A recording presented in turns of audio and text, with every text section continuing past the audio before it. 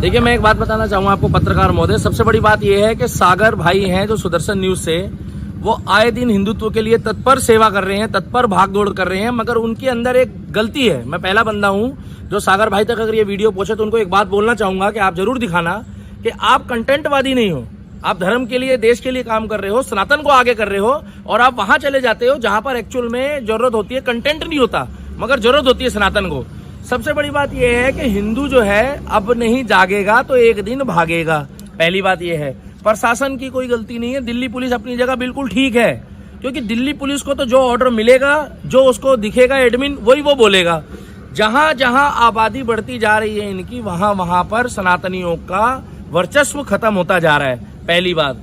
दूसरी बात यह है कि अभी ना तो हम बांग्लादेश की बात कर रहे हैं, ना हम पाकिस्तान की बात कर रहे हैं, हम केवल हिंदुस्तान की बात कर रहे हैं। और जो हिंदू कावड़ लेके अभी जा रहा है ना, वो सोचे एक बात को कि जब आप कावड़ के लिए जा रहे हो और आपके कावड़ के ही शिविर जो है क्षेत्र में से अब हटने शुरू हो गए हैं, तो भैया ये आज शिविर हट रहा है, एक दिन हिंदू हटेगा, और कहां कहां तक हटेगा और कहां कहां तक बटेगा ये आप भी जानते हो। रहा सवाल अभी भारत सरकार का, तो भारत सरकार भी, भाई साहब मैं एक बात बताना चाहता हूँ, मोदी सरकार, सॉरी, भारत सरकार तो गवर्नमेंट ऑफ इंडिया है, मोदी सरकार भी फिलहाल जो है वो अभी अपने ऊपर एक चद्दर ओढ़ी हुई है जिसे कहते हो सेकुलर की चद्दर।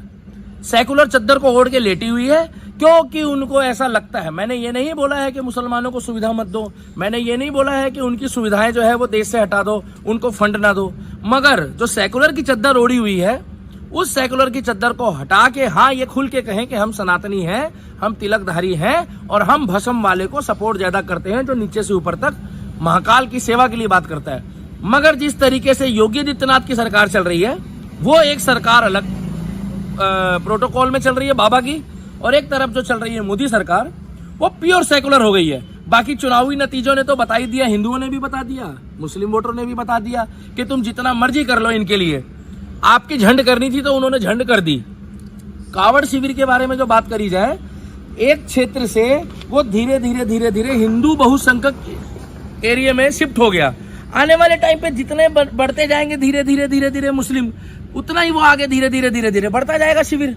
तो मुझे एक चीज समझ में नहीं आई, कितने हिंदू वहां आ गए आपकी सपोर्ट में, और जो चैनल चलाते हैं बड़े बड़े जो कहते हैं ब्रेकिंग न्यूज, वो कहाँ मर गए? उनके पास ब्रेकिंग न्यूज नहीं है, उनके पास केवल कंटेंट है। और सनातन के लिए जब आप काम करोगे तो आपको कंटेंट नहीं मिलेगा।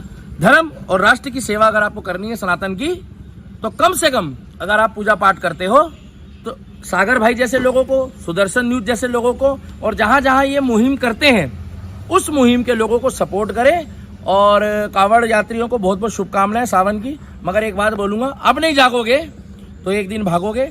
आज जगह बदल रही है, कल तुम्हारे को शायद देश बदलना पड़ेगा। जय श्री राम।